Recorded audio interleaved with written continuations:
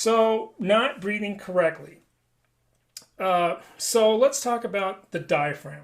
And I probably have talked about this before in some of my other webinars, but it's definitely worth talking about again. So when we breathe from the diaphragm. The diaphragm is a muscle that sits above your internal organs and below your lungs, below your rib cage. And a lot of people like to describe it as an inverse and upside down bowl or a parachute. It literally goes all the way around your body. And when you breathe in, your diaphragm pushes down. And by doing so, it creates low pressure in your lungs. And therefore, air from the outside comes into the lungs that equalize the pressure with the outside. We do not actually suck in air. We create low pressure, which invites air in. Right? So we're not, that's not how people breathe. It's not how any mammal breathes. Right? And a side effect to pushing the diaphragm down and creating this space of low pressure in the lungs is that your intestines have nowhere to go, so they push out. They can't go down into your core of your body, into your pelvis and your hips. They come out, so you get what people call a Buddha belly. So if you breathe in, you get this belly, right? The things that, when people are taking pictures of us, we don't want to show. But if you're breathing correctly, this is what you want to see. You want to see this, okay? And if you have small children or grandchildren or pets, watch them while they're sleeping and watch what part of their muscle, their body moves while they're breathing when they're asleep. It's going to be right down here in the abdomen because as their diaphragm moves down, the intestines are going to come out, okay? So signs of incorrect breathing, shoulders moving.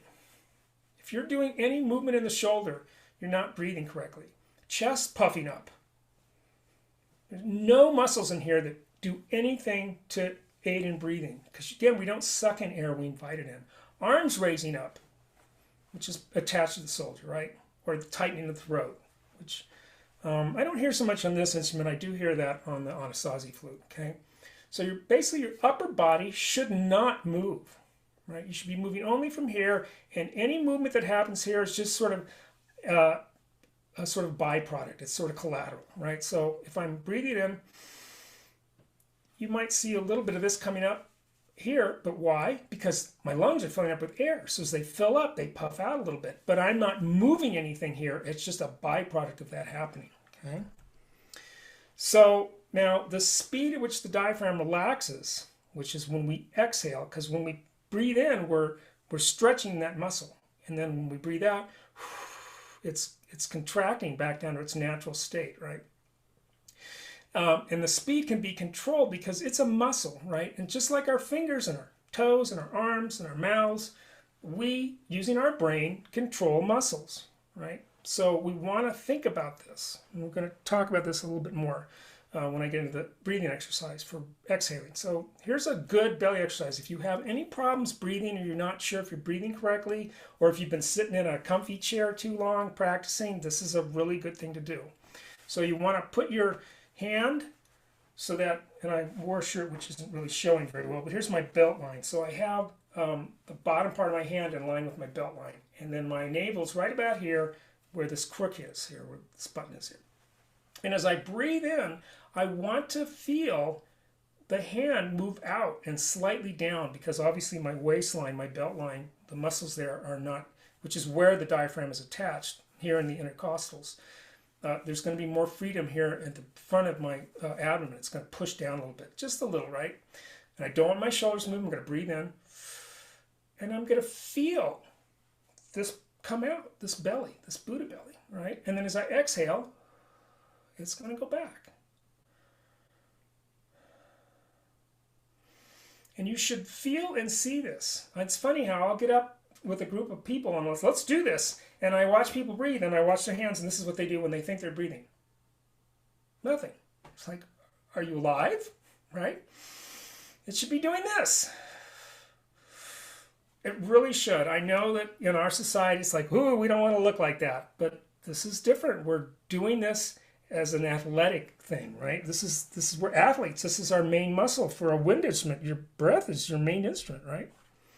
Then here's an exhale exercise. And I think this is important too because I've had students who, they seem to breathe well, but they run out of breath very quickly because I don't think they're controlling how fast they let that diaphragm relax.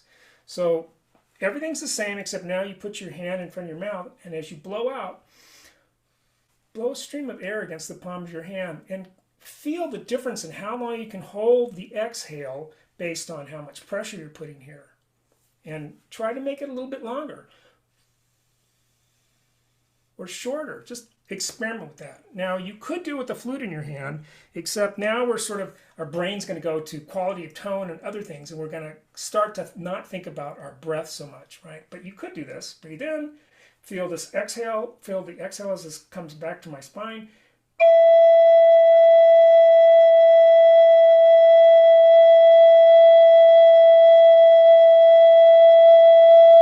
Etc. Right? And this is not about an endurance. We don't want to do this until, you know, we're starting to turn blue. This is all about just controlling this. Like, one of the things that I really learned when I was playing Anasazi daily was controlling how slowly I pushed the air out and how little you actually needed to actually support the sound. So therefore, you could go for a long time because you weren't just pushing all the air out, right? And sometimes we need to teach ourselves how to do this. Okay, number 2, fingers too high. This was originally my number 1, but I changed it to number 2. So this is a common bad habit I see among a lot of players, where they lift their flute, and by the time they're done, they're pointing at the sky. They're Jimi Hendrix, right? I see this all the time, right? So, and what's the problem here? First off, your target, your holes are really far away. So you've got much more room for air. What else is going on here? You're going to get tired because you have to work harder to go there. You are creating stress in your hand because you're flexing the fingers back unnecessarily. All these things that we don't want to be doing, right? And typically you should be holding your finger about high enough that you could stick another finger underneath it. Now, I'm not giving a specific measurement because there isn't one, number 1. It changes dynamically as we play, depending upon what we're playing, how fast we're playing, what flute. And the other thing I want to make really clear about this is that I'm not saying to force your fingers lower. I'm saying don't lift them as high. It's 2 different things, right? I don't want people going, ooh, well, I have to have it this. No, no, no. Just don't do this. Okay, does that make sense? Hopefully that makes sense. The other one is I'm calling hands too high. And this is sort of the same thing, but it's manifested in a different way. So instead of just lifting the finger high to begin with, what they'll do is they'll be like, everything looks nice. And then suddenly, boing, when that index goes, the whole hand goes up. I see that a lot too. So I see people that do this or this. Dun, dun, doing.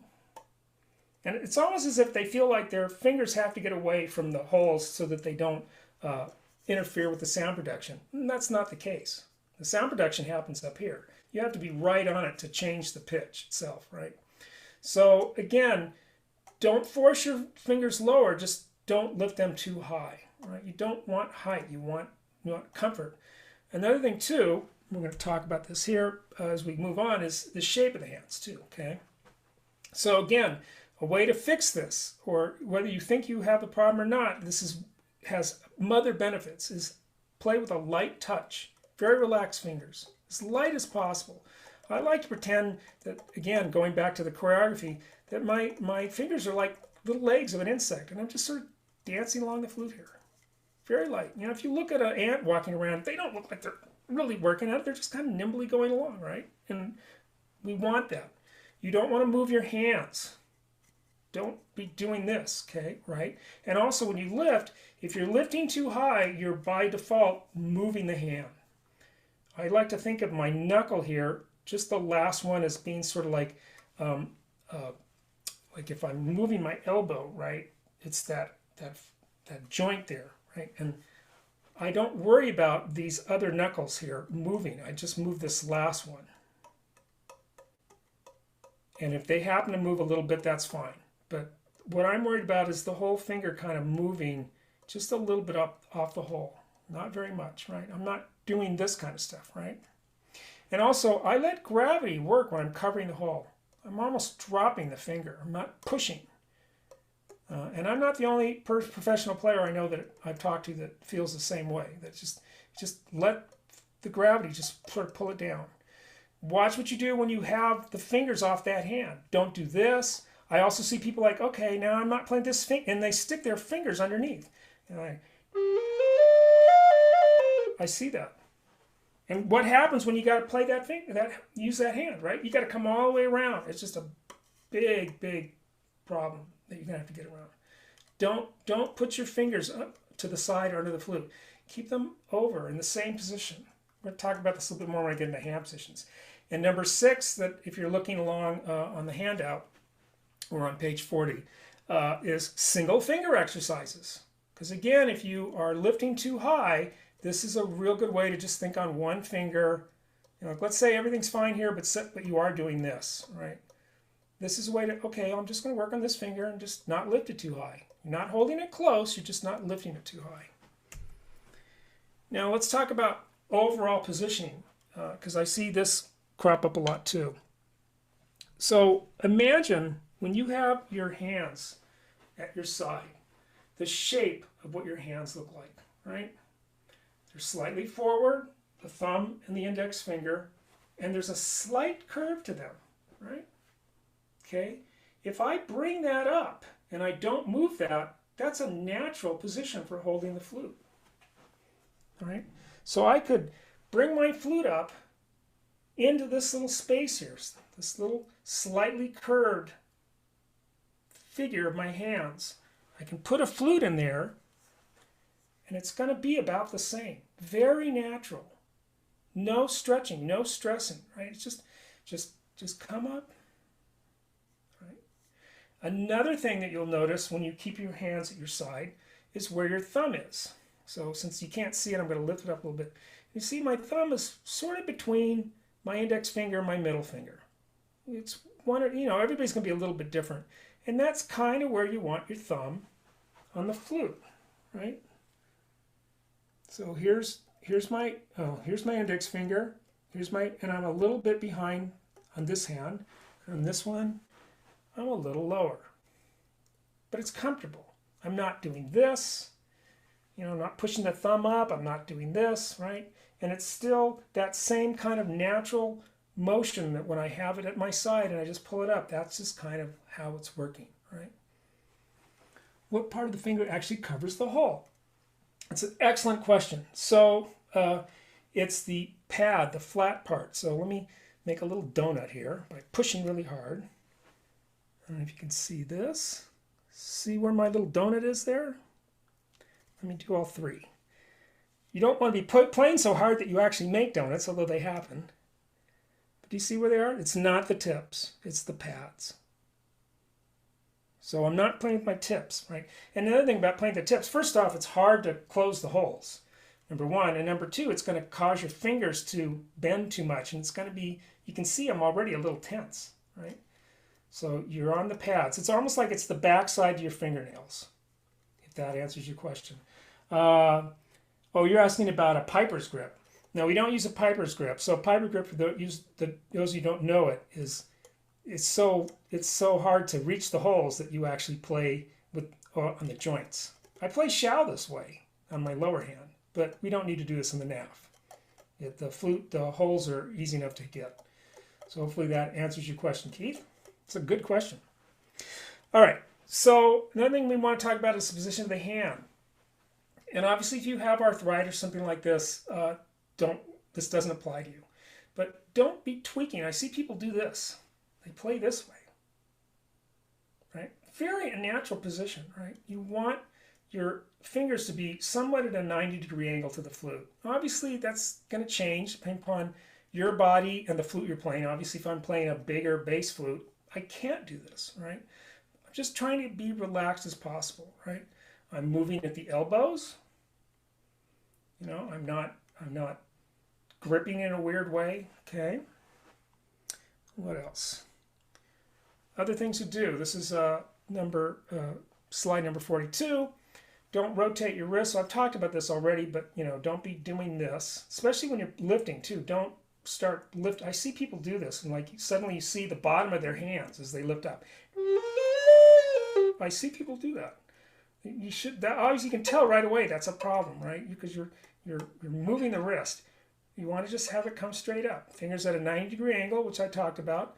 I talked about where the thumb and the middle fingers go.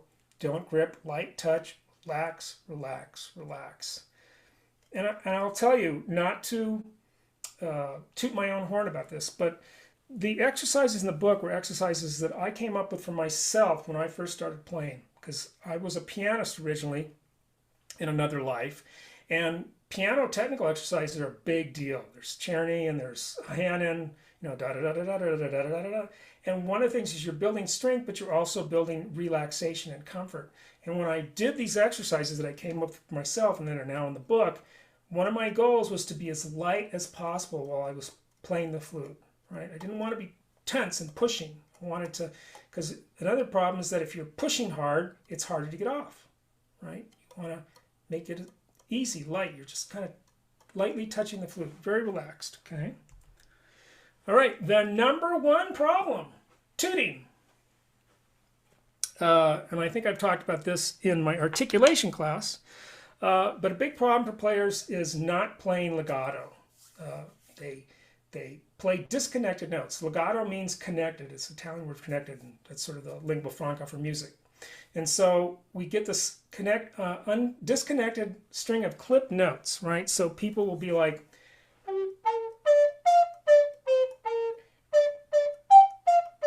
as opposed to,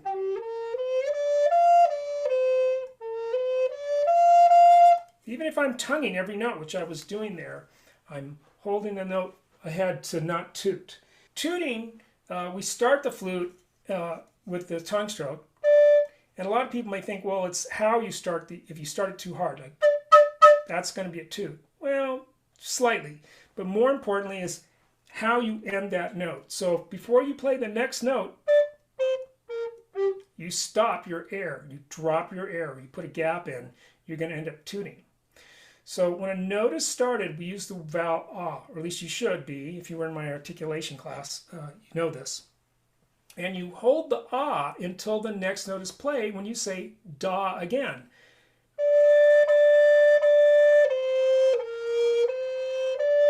Again, this is what's called tongue legato, as opposed to just slurring everything, right?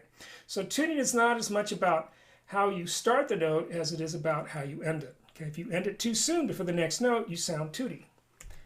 All right, let me get my chair here.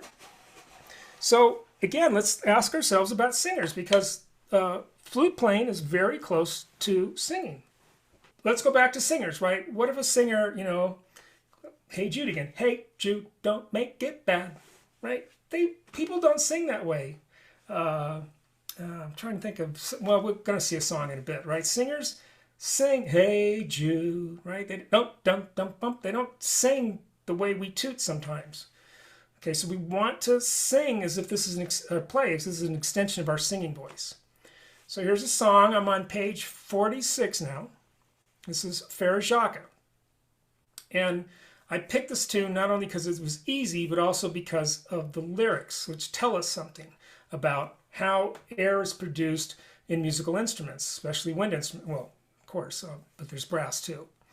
So you'll see that there are the words and then there's a comma. Well, there's a section where you might be able to drop your air.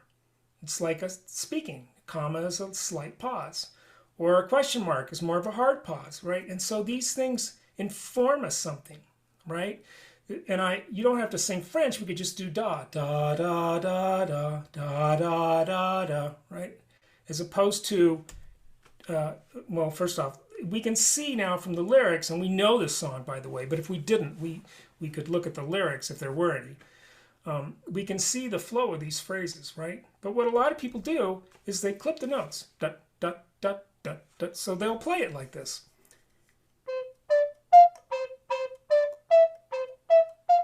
I hear this all the time, constantly, right?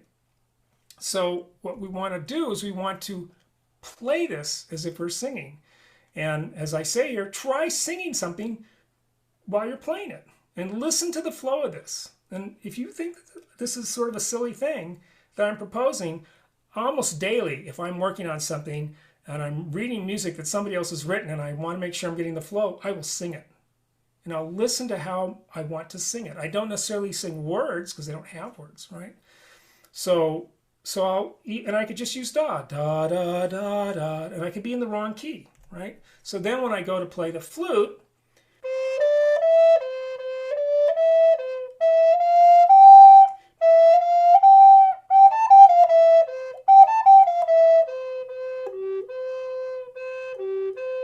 right, as opposed to, and also you'll notice, and I'm not doing this intentionally, when I'm doing that, I'm kind of bobbing my head, and I see people doing that too when they toot. They use their body to play their flute.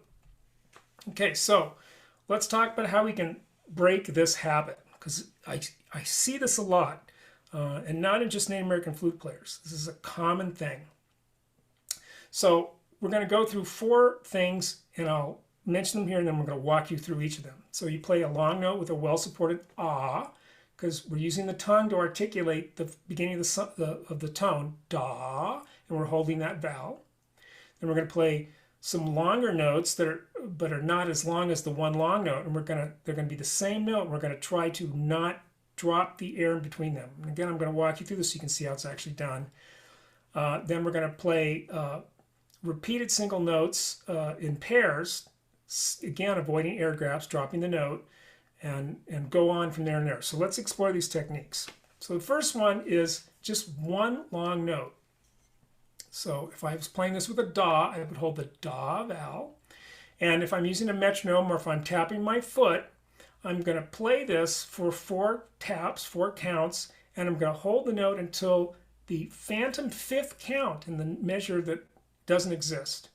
Why? Because this is being held for 4 beats. So you have to hold it for all 4 beats, and then you stop when the next note would happen. Where would that be? The beginning of the next. So if I count 1, 2, 3, 4. So now I'm just getting used to holding that ah. This is also a good time to not go drop my pitch, or a good way to practice that, right? Thinking about what we're doing here.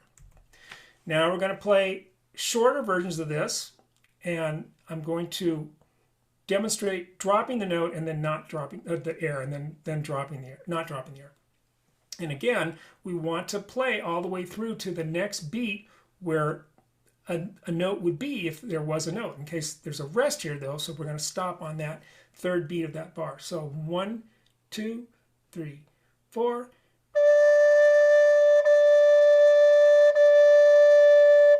Whereas if I toot, that's exaggerated, but if we were playing faster, the notes would be closer together, and so that could happen, right? And again, I'm holding the ah, and then without stopping the ah, I'm just putting the tongue again, going da, da, da. And if you can sing that, da, da, da, we sing that way, right? We don't go da, da, da. We don't do that, right? That's why this is a good thing to do, singing. You get that production of sound that we're used to. It's inherent in our body. Now we're going to make it notes of less length and more of them. And again, we want to not go, we want to hold the vowel. So 1, 2, 3, 4.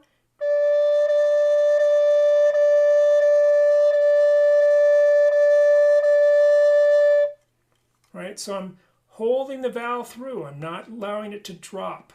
And I can hear it because I'm playing one note. I can really focus on that. And it's also a good way to learn how to stop the note without doing really odd things. Practicing that if you feel that's something that'll help. Now here I'm adding what I'm calling a lower neighbor tone. So I'm just closing the whole, in this case I'm doing all these on 5 and I'm closing 4 on beat 3 of the measures. I could be playing this on any note, by the way. I could be doing 3 or 4 or 5 or 7. I'm just showing 5 as an example here. And I could drop the finger on another beat. Here I just happen to pick 3. So 2, 3. 3, 4.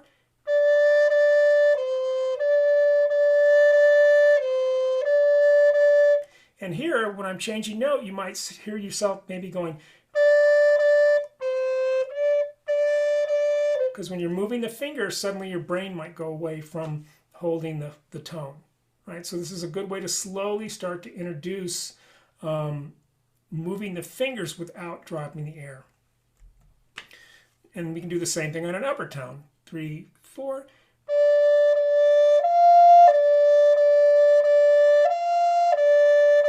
Not. Or.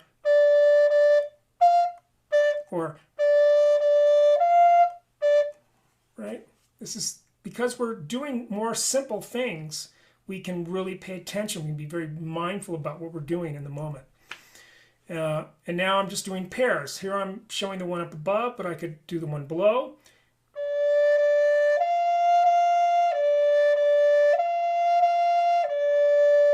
So I'm slowly introducing more finger movement, because as the fingers start to become used, we start to think about them less than we think about our airflow. So it's easier to drop it and not realize it because we're so fixated on the fingers. It's funny, people that play this instrument, and most musicians in general, they're very fixated on their fingers, except for singers, obviously. But if you're a wind or brass player, your breath is the sound production, and obviously if you're a string player, it's your bow. And then here, finally, I'm moving between every single note, and I can pick any up or down motion. This is just the one I happen to do here.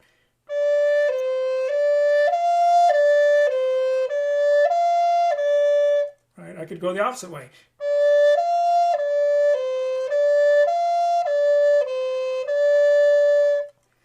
And the slower I go,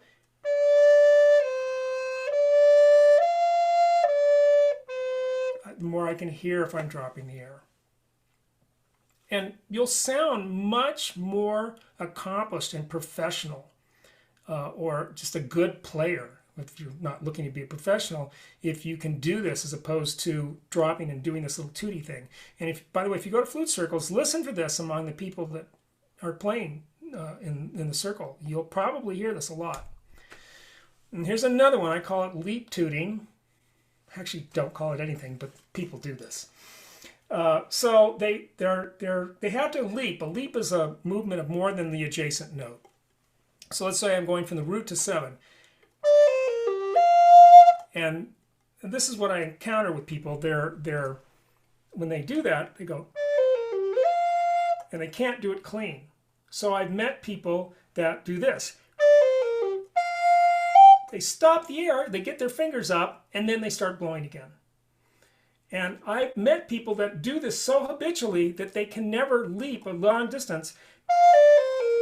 They go. They have to. It's just become so ingrained in them. I have one student, I worked for months to try and break him of this habit and was never able to do it. He'd been doing it for so long.